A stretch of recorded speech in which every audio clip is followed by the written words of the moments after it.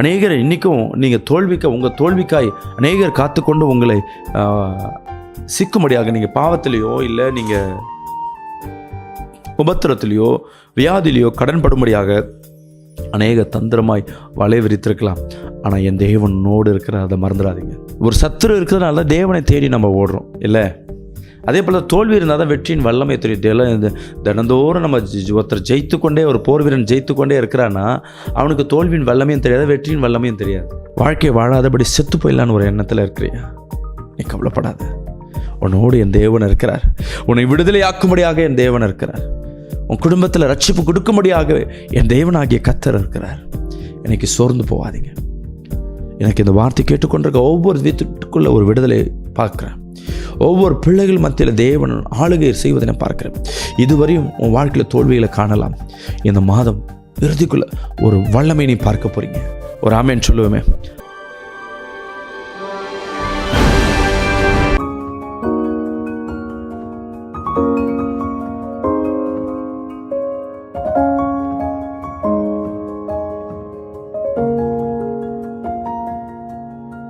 அன்பு நித்தியம் டிவி நேயர்களே, இந்த வேலையில் உங்களை சந்திப்பதில் நான் மிக்க மகிழ்ச்சி அடைகிறேன். நிச்சயமாக உங்கள் வாழ்க்கையில் ஒரு மாற்றத்தை கர்த்தர் கொடுப்பார். இந்த நாள் விசேஷ ஆசீர்வாதங்களை கர்த்தர் உங்கள் வாழ்க்கையில் வைத்திருக்கிறார். இன்றைக்கி ஒரு நல்ல ஒரு வாக்குத்தத்தங்களை கர்த்தர் நமக்காய் வைத்திருக்கிறார். எடுத்து படிப்போமா? எரேமியா எழுதின தீர்க்கதரிசனம் 1ஆம் அதிகாரம் 19ஆம் வசனத்தை நாம் வாசிக்க கேட்போமா? அவர்கள் உனக்கு விரோதமாக யுத்தம் பண்ணுவார்கள், ஆனாலும் உன்னை மேற்கொள்ள மாட்டார்கள். உன்னை ரட்சிக்கும்படி நான் உன்னோடு இருக்கிறேன் என்று கர்த்தர் சொல்லுகிறார். ஆம், என் அன்பு பிரியமான ஜனமே, இந்த வசனம் சொல்லுகிறேன், உங்களை ரட்சிக்கும்படியாக கர்த்தர் உங்களோடு இருக்கிறார். அந்த விசுவாசம் உங்களுக்குள்ளே இருக்கணும். உங்களை விடுதலையாக்க தான் என் தேவன் என்ன பண்ணுற, பரலோகத்தை விட்டு பூமிக்கு என்ன பண்ண மனிதனாய் வந்து உங்களை விடுதலை ஆக்குவதற்காக தன்னையை அர்ப்பணித்து தன் ஜீவனை உனக்காய் கொடுத்தார். எத்தனை பேர் விசுவாசிக்கிறீங்க? எனக்காக யாவும் செய்து முடிப்பார் என்று. ஆம், என் அன்பு பிரியமான ஜனமே, கர்த்தராகிய தேவன் இந்த வேலையில் உங்களோடு உலாவிக் கொண்டிருக்கிறார். அல்லேலூயா. உங்கள் துக்கங்களை எல்லாவற்றையும் கர்த்தர் சந்தோஷமாக மாற்றுவார். இந்த வசனம் படிங்கள. அவர்கள் உனக்கு விரோதமாக யுத்தம் பண்ணுவார்கள், ஆனாலும் உன்னை மேற்கொள்ள மாட்டார்கள். அவர்கள் உனக்கு விரோதமாக யுத்தம் பண்ணுவார்கள், ஆனாலும் அவர்கள் உங்களை மேற்கொள்ள மாட்டார்கள். அப்போ இந்த பிரச்சனைகள் நமக்கு உண்டு. இயேசுவை ஏற்றுக்கொண்டுட்டோம், நம்ம கர்த்தரை ஏற்றுக்கொண்டோம், நம்ம பிஸ்னஸ், நம்ம தொழில், நம்ம குடும்பம் இதெல்லாம் நல்லா ஆசீர்வாதங்கள், பணங்கள்லாம் தானாக வந்துடும், வியாதி வராதுன்னா இல்லை. இந்த உலகத்தில் எல்லாருக்கும் இருக்க பிரச்சனை போல தான் உனக்கும் பிரச்சனை இருக்குது. ஆனால் உலகத்தானுக்கும் தேவனை ஏற்றுக்கொண்டவர்களுக்கும் வித்தியாசங்கள் உண்டு. உலகத்தானுக்கு அந்த பிரச்சனை சமாளிக்க முடியாதபடி திகைத்து கொண்டிருப்பாங்க. என் அன்பு ஜனமே, நீங்களோ அந்த பிரச்சனைக்கு என் தேவனாகிய கர்த்தர் ஒரு சொல்யூஷனை கொடுப்பார். சில பேர் சில பிரச்சனையோடே வாழ்ந்து கொண்டே இருப்பாங்க. நீங்கள் வேணால் புறஜாதியர் வீட்டுக்குள்ளே வீடு வாசல் எல்லாமே இருக்கும், சொத்து பத்துகள் இருக்கும். ஆனால் அந்த குடும்பத்தில் போய் பாருங்களேன், சில பிரச்சனைகள் தீராத பிரச்சனைகளாக இருக்கும். குடும்ப பிரச்சனை, குடும்பத்தில் இருக்க வியாதிகள், வறுமைகள், சில சண்டைகள், பிள்ளைகள் வாழ்க்கையில் இருக்க வளர்ச்சி, இது எல்லாமே குறைபட்ட இருக்கும். ஆனால் தேவனை தேடுகிறவர்களுக்கோ ஒரு நன்மை குறைபடாது. அல்லேலூயா. ஆமென். அன்பு பிரியமான ஜனமே, இந்த வேலையில் கர்த்தர் உங்களோடு பேசி கொண்டிருக்கிறார். உங்களோடு கர்த்தர் இன்னைக்கு இடைப்பட்டு கொண்டிருக்கிறார். உங்கள் விரோதமாக, உங்கள் வேலையில், உங்கள் பிஸ்னஸில், உங்கள் தொழிலில், உங்கள் வியாபாரத்தில், உங்கள் வாகனத்திற்கு விரோதமாக அநேகர் எழும்பியிருக்கலாம். அநேகர் இன்றைக்கும் உங்கள் தோல்விக்காய் அநேகர் காத்துக்கொண்டு உங்களை சிக்கும்படியாக நீங்கள் பாவத்திலேயோ இல்லை நீங்கள் உபத்திரத்திலேயோ வியாதிலேயோ கடன்படும்படியாக அநேக தந்திரமாய் வலை விரித்திருக்கலாம். ஆனால் என் தேவனோடு இருக்கிற அதை மறந்துடாதீங்க. நீங்கள் நேரில் பார்த்து கொண்டிருக்க அன்பு ஜனமே, இந்த வாக்குத்தத்தம் உங்கள் வாழ்க்கை புடமிடும் என்று விசுவாசிக்கிறேன். அழகாக சொல்லிக்கிற பாருங்களேன். அவர்கள் உனக்கு விரோதமாக யுத்தம் பண்ணுவார்கள், பண்ண மாட்டார்கள்னு சொல்ல, பண்ணுவார்கள். உன் வீட்டில் பஞ்சங்கள் இருக்கலாம், சுற்றி பஞ்சங்கள் இருக்கலாம், இந்த தெருவுகள் ஃபுல்லாக தண்ணி வராமல் இருக்கலாம், எங்கே போனாலும் ரோடு இல்லாமல் இருக்கலாம். ஆனால் ஒன்றுக்கு ஆசீர்வாதம் உண்டு. அல்லேலூயா. இஸ்ரவேல் ஜனங்கள் வனாந்திரத்தில் நடந்தார்கள், ஆனால் அவங்க வாழ்க்கை வனாந்திர வாழ்க்கை அல்ல. அவர்கள் எல்லாம் நல்ல போஜனத்தை கர்த்தர் கொடுத்து அவர்களை வழிநடத்தினார். எப்படி சொல்கிறது, லாக்டவுன் நம்ம இந்திய தேசத்தில் உலகம் முழுசும் போட்டாங்க. லாக்டவுனில் எல்லா இடத்துலையும் வருமானம் இல்லை, நிறைய வீட்டில் பட்டினி இருந்தது, எல்லா இடத்துலையும் மூடி இருந்தது, பிஸ்னஸ் இல்லை, கடை இல்லை, ஊழியம் இல்லை, இப்படி அநேக மூடி இருந்தது. ஆனால் உங்களை பட்னியாக விட்டுட்டாரா? கொஞ்சம் யோசிச்சு பாருங்களேன். உங்களை பட்னியாக விடலை. காரணம் என்ன? உலகம் ஃபுல்லாக பஞ்சம், உலகம் ஃபுல்லாக வறுமை. ஆனால் உங்களுக்கு 3 வேளை 4 வேலையை கொடுத்து கர்த்தர் என்ன பண்ணார்? போஷித்திருப்பார். இதுதான் தேவன் வழி நடத்துகிற விதம். ஐயோ, நம்மளை சுற்றி பிரச்சனை இருக்கக்கூடாதுன்னு நினைக்கிறது உங்களோட ஆசையாக இருக்கலாம். ஆனால் தேவன் சொல்கிறார், நான் பிரச்சனைகள் எல்லாருக்கும் இருக்கும், உனக்காக யுத்தம் பண்ணுவார்கள். ஏன்னா ஒரு எதிரிகள் நமக்கு முன்பாக இருந்தால் தான் நம்மளால் வாழ்க்கையில் ஓட முடியும். ஒரு சத்துரு இருக்கிறதுனால தான் தேவனை தேடி நம்ம ஓடுறோம் இல்லை? அதே போல் தோல்வி இருந்தால் தான் வெற்றியின் வல்லமை தெரியும். இந்த தினந்தோறும் நம்ம ஒருத்தர் ஜெயித்து கொண்டே, ஒரு போர் வீரன் ஜெயித்து கொண்டே இருக்கிறான்னா அவனுக்கு தோல்வியின் வல்லமையும் தெரியாது, வெற்றியின் வல்லமையும் தெரியாது. ஒரு முறை தோற்ற பிறகு தான் அந்த வெற்றியின் வல்லமை அவனுக்கு எவ்வளோ மகிமை என்று தெரியும். உங்களை சுற்றி பிரச்சனை மாறாது, அதில் எந்த மாற்றமும் இல்லை. ஆனால் கர்த்தர் சொல்லுகிறார், அல்லேலூயா. கர்த்தர் அந்த ஆனாலும்ன்ற வார்த்தை என்ற வல்லமை எப்படி இருந்தோம்? ஆனாலும் யாருக்கு என்ன நடந்தாலும் சரி, ஆனாலும் உங்களை கர்த்தர் கைவிட மாட்டார். என் அன்பு ஜனமே, என் அன்பு சகோதரி, உன்னை கர்த்தர் மீட்டெடுக்கவே இந்த நாள் வந்திருக்கிறார். உங்கள் வாழ்க்கையில் ஒரு பலனை கொடுக்கவே கர்த்தர் வந்திருக்கிறார். கர்த்தர் சொல்ற, உன்னை மேற்கொள்ள மாட்டார்கள். அல்லேலூயா. அவர்கள் யுத்தம் பண்ணுவார்கள். உனக்கு விரோதமாக சத்துருக்கள் யுத்தம் பண்ணுவார்கள், போர்க்கொடி பிடிப்பார்கள். உங்கள் வீட்டுக்குள்ளேயே பிரச்சனை ஏற்படும். உனக்கு விரோதமாக சதி செய்வார்கள். ஆனால் ஒரு சதி கூட உன்னை தொடாது. அல்லேலூயா. ஒரு பாடல் அழகாய் பாடுவார்களாமே, அக்கினியில் சூளையில் வெந்து வெந்து போகாமல் கிருபை தாங்கினதே, என் மூடி கூட கருகாமல் புகை கூட அணுகாமல் கிருபை தாங்கிடதே. அழகான பாடல். சாத்ராக், மேசாக், யாக்கோபு இவர்களை அக்கினியில் போடணும்னு சொல்லிட்டு அந்த ராஜா முயற்சி பண்ணான். அவன் தந்திரம் தான். அக்கினி சூழலை இருந்தது. நான் எல்லாம் நினச்சிருப்பேன் அக்கினி இல்லாமல் ஒரு சூழ்நிலை மாற. இல்லை, அக்கினி இருந்தது. அக்கினிலையும் போட்டது உண்மைதான், உள்ளே இறங்குனது உண்மைதான். ஆனால் உள்ளே இறங்குனதுக்கு அப்புறமேட்டு தான் இவர்களோடு தேவன் இருக்கிறார் என்று அந்த ராஜா கண்கள் காண்டது. ஹல்லேலூயா. அதுக்கப்புறமேட்டு தேவனை துதிக்க அவங்க ஆரம்பித்தாங்க. இன்றைக்கி உங்கள் மத்தியில் துன்பத்தை உண்டு பண்ணும் பொழுது தான், அந்த எதுவுமே செய்ய முடியல பொழுது தான் உங்களோடு கர்த்தராகிய தேவன் இருக்கிறார் என்று அவர்களால் ஒரு விசுவாசத்திற்கு நேராக வர முடியும். அல்லேலூயா. நிச்சயமாகவே உங்கள் துன்பம், துயரங்கள், உங்கள் வியாதிகள், நெருக்கங்கள், எல்லா குடும்பத்தில் இருக்க குழப்பங்கள், பிள்ளைகள் மத்தியில், கணவன் மத்தியில் இருக்கிற எல்லா குழப்பங்கள், எல்லா அவமானத்துக்கு மத்தியில் இருக்கும். ஆனால் அதுலேருந்து ஒரு கர்த்தர் உனக்கு ஒரு விடுதலை கர்த்தர் கொடுப்பார். அல்லேலூயா. உன் கணவனையோ உன் பிள்ளையோ உன் கிட்டேருந்து பறிக்கலான்னு அநேகர் காத்து கொண்டிருக்கலாம். ஆனால் என் தேவன் அதெல்லாம் உன் இடத்துல கர்த்தர் கொடுக்க ஆயத்தமாக இருக்கிறார். அவர்களுக்கு முன்பாக உன் தலையை கர்த்தர் உயர்த்துவார். விசுவாசிகள் ஆமென் சொல்லுங்க. என் தலையில் கை வச்சு சொல்லுங்க, என் தலையை என் தேவன் உயர்த்துவார். என் தலை சொல்லுங்க, என் தலையை என் தேவனாகிய கர்த்தர் உயர்த்துவார். சொல்லுங்க, என் தலையை உயர்த்துவார், என்னை மேன்மை படுத்துவார். என் தலையை உயர்த்துவார், என்னை மேன்மை படுத்துவார். அந்த வசனத்தில் தொடர்ந்து பார்ப்போம். உன்னை ரட்சிக்கும் அவர்கள் உனக்கு விரோதமாக யுத்தம் பண்ணுவார்கள், ஆனாலும் உன்னை மேற்கொள்ள மாட்டார்கள். உன்னை ரட்சிக்கும்படி நான் உன்னோடு கூட இருக்கிறேன் என்று கர்த்தர் சொல்லுகிறார். ஒரு நம்பிக்கை நம்மளுக்கு மத்தியில் அநேக நேரம் ஜெபிச்சாலும் நம்மளுக்கு என்ன இருக்குன்னா, கர்த்தர் நம்மோடு இருக்கிறாரா? கர்த்தர் நம்மோடு இருக்கிறாரா? என் தேவன் என்னோடு இருக்கிறாரா? இதுதான் உங்களுக்குள்ள அடிக்கடி வரும் டவுட்டு. நீங்கள் சோர்ந்து போகாதீங்க. என் தேவன் உன்னோடு இருக்கிறார். என் அன்பு ஜனமே, நீ பயப்படாதீங்க. உங்களை விட்டு கர்த்தர் என்ன பண்ண மாட்டார்? தூரம் போக மாட்டார். ஆனால் அது உங்களை மேற்கொள்ளாது. அல்லேலூயா. விசுவாசிக்கிற ஆமென் சொல்லுவேமே. ஒரு சகோதரி என்னிடத்துல ஒரு சாட்சி கொடுத்தாங்க. சபைக்கு ஒரு விசுவாசிகள் என்னென்னா 2015 16 இந்த டைமில் தான் என்ன நடந்ததுன்னா, அவங்க வீட்டில் அவங்க கணவர் குடிகார கணவர். அவன் பிள்ளைக்கு கல்யாணத்துக்கு மாப்பிள்ளை பார்க்குறாங்க. இவங்களுக்கு என்னென்னா, சொந்தக்கார மத்தியில் நான் என் பிள்ளைக்கு நல்லா கல்யாணம் பண்ணணுன்னு ஆசை. ஒவ்வொரு தாயிருக்கும் அந்த இருக்கும்ல, அது பேராசைன்னு சொல்ல முடியாது. பிள்ளைங்க நல்லா இருக்கணும்னு ஆசைப்படுவாங்க. என்ன பண்ணிட்டாங்க, கல்யாணத்துக்கு டேட்லாம் குறிச்சாச்சு. மாப்பிள்ளை வீட்டில் என்ன பண்ணல, பெருசாலாம் கையில் உங்களால் என்ன செய்ய முடியுமோ செய்யுங்கன்ட்டாங்க. இப்போ அந்த பிள்ளைக்கு இவங்க என்ன பண்ணணும், கல்யாணத்தை பிள்ளைக்கு ட்ரெஸ் எடுக்கணும், நகை எடுக்கணும், அப்புறம் நிறைய சாமான் செட் இருக்கணும். இப்படி நிறைய காரியங்கள் இருக்குது. குறைஞ்சது ஒரு 5 லட்ச ரூபா தேவைப்படுது. இவங்க என்ன பண்ணுறாங்க, சொந்தக்காரர்கள் எல்லாம் காசு கேட்குறாங்க. சொந்தம்லாம் சொல்லுது, உன் கணவன் குடிக்காரன் எதை நம்பி உனக்கு கொடுக்குறது. பேங்க்குக்கு எல்லாம் ட்ரை பண்ணிட்டாங்க, ஒன்றும் முடியல. சபைக்கு போகிற ஊழியக்காரர்கள் சபையில் இந்த விசுவாசிக்கிட்டையும் கேட்டாங்க, யாரும் உதவி செய்யலை. அவங்க கல்யாணத்துக்கு ஒரு வாரத்துக்கு முன்னாடி என்கிட்ட சொல்கிறாங்க, பாஸ்டர் எல்லாரும் கைவிட்டாங்க, என் தேவன் இருக்கிறாரா இல்லையான்னு தெரியல, நான் உண்மையாகவே நான் தேவன் சொந்தக்கார மத்தியில் என் தேவனை வணங்குறேன். இன்றைக்கி நான் தோற்று போனேன்னா, இன்றைக்கி நான் கல்யாணத்தில் ஏதாவது பிரச்சனைனா நான் வணங்குற கத்தரை தான் என்ன பண்ணுவாங்க, தூஷணப்படுத்துவாங்க. என்ன பண்ணுறதில்ல பாஸ்டர் அப்படின்னாங்க. நான் சொன்னேன், அம்மா நீ கவலைப்படாத, நீ போய் உன் அறையை பூட்டி கொண்டு நீ ஜெபி. பிரச்சனை இருக்குது தான், இல்லைன்னு சொல்லலை.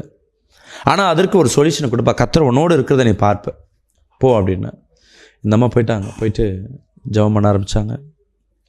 ஒரு ஜெபம் பண்ணுறான் நைட்டு ஃபுல்லாக ஜெபம் பண்ணுறான். காலையில் வராங்க, ஒரு காரியம் இல்லை. கல்யாணம் நாளைக்கு கல்யாணம், இன்றைக்கி இருக்குது. அதுக்கு அந்த பிள்ளை ஈவினிங்கு கல்யாணம், கிறிஸ்டின் மேரேஜில். அப்போது அந்த பெண் பிள்ளை சொல்லுதும்மா, எனக்கு இந்த கல்யாணம் வேண்டாம், ஏன்னா நீ கஷ்டப்படுற. இப்போ கல்யாணம் பண்ணிட்டு வேலையில் எதுவும் இல்லைன்னா நான் அவமானப்பட்டேன்னா அதோடு எனக்கு வேலை, அதுக்கு நான் கல்யாணம் பண்ணாமே இருந்துடுறேன். எனக்குன்னு ஒரு மாப்பிள்ளை ஒன்றுமே இல்லாத எவனா வருவான், அவனை நான் கல்யாணம் பண்ணிக்கிறேன், எனக்கு இந்த கல்யாணம் வேணாமான்னு அந்த பிள்ளை அழுத பார்த்து என் தாய்க்கு கண் கலங்க ஆரம்பிச்சிச்சு.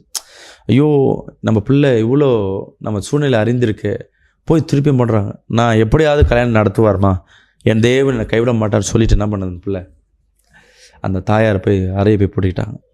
நைட்டெல்லாம் ஜெபம் பண்ணுறாங்க, கண்ணீர் விடுறாங்க. எஸ்ஸப்பா நீ தான் எனக்கு காட்டணும், நீ இருக்கிறீரா, எனக்கு ஒரு வார்த்தை கொடு. ஒரு வார்த்தை வரல. ஜெபம் பண்ணிட்டு விட காலை ஒரு 4 மணிக்கா என்ன வருது, அவங்கள அறியாமல் தூங்கிட்டாங்க.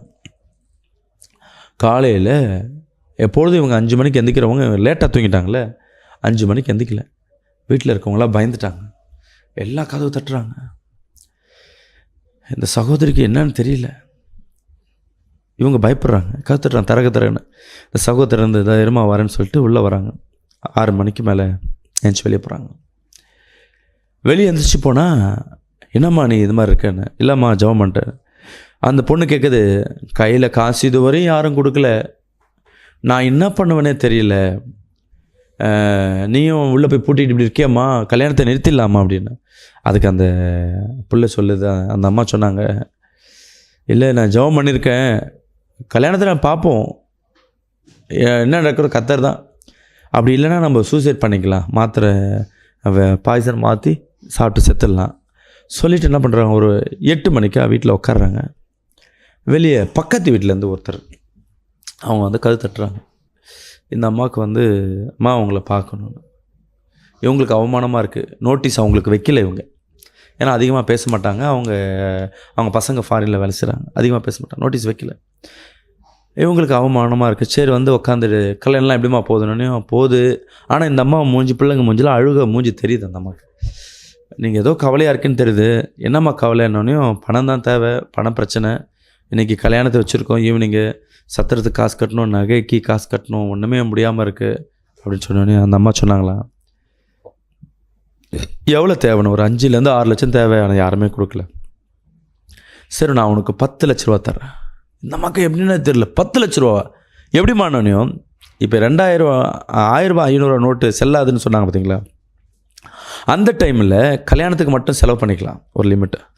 இப்போது இவங்ககிட்ட இந்த காசு இருந்தால் கணக்கு கொடுத்தாங்க. இவங்க என்ன பண்ணுறாங்க, அந்த 1000 ரூபா நோட்டு என்கிட்ட இருக்குது, நீ இப்போ என்ன பண்ண, உனக்கு எப்போ காசு வருதோ எனக்கு கொடுன்னு சொல்லிட்டு இந்த கொடுக்கும் பொழுது தான் அந்த சகோதரி மத்தியில் தேவன் இருக்கிறதே பண்ண. அநேகர் சொல்லிகிட்டு இருந்தாங்க கல்யாணத்தை நிறுத்தலான்னு, ஆனால் அந்த காரியம் நிற்கலை. தேவன் ஒரு அற்புதத்தை கருத்து செஞ்சார். கல்யாணத்தை ஜாம்னு தேவன் காணா ஒரு கல்யாணத்தை போலவே அந்த கல்யாணம் நடந்தது. இன்றைக்கி பார்த்து கொண்டிருக்க நண்பு ஜனமே, பிரச்சனை இருக்கும், ஆனால் அது மத்தியில் கர்த்தர் உன்னோடு இருக்கிறார். அல்லேலூயா. சும்மா இல்லை, உங்களை விடுவிக்கவே, உங்களை விடுதலையாக்கவே என் தேவனாகிய கர்த்தர் இன்னைக்கு உன்னோடு உலாவிக் கொண்டிருக்கிறார். ஒரு ஆமேன் சொல்லுவேன், நெஞ்சில் கை வச்சு சொல்லுங்க, என்னோடு கர்த்தர் இருக்கிறார். உன் பிள்ளையோடு பயமா, உன் கணவன் குடிக்கிறாருன்னு உனக்குள்ள பயமாக இருக்கா, திகைத்து போயிருக்கிறாயா, வாழ்க்கையை வாழாதபடி செத்து போயிடலான்னு ஒரு எண்ணத்தில் இருக்கிறியா, நீ கவலைப்படாத, உன்னோடு என் தேவன் இருக்கிறார்.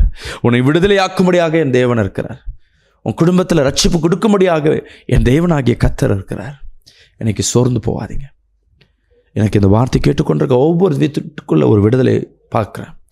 ஒவ்வொரு பிள்ளைகள் மத்தியில் தேவன் ஆளுகை செய்வதை நான் பார்க்குறேன். இதுவரையும் உன் வாழ்க்கையில் தோல்விகளை காணலாம்.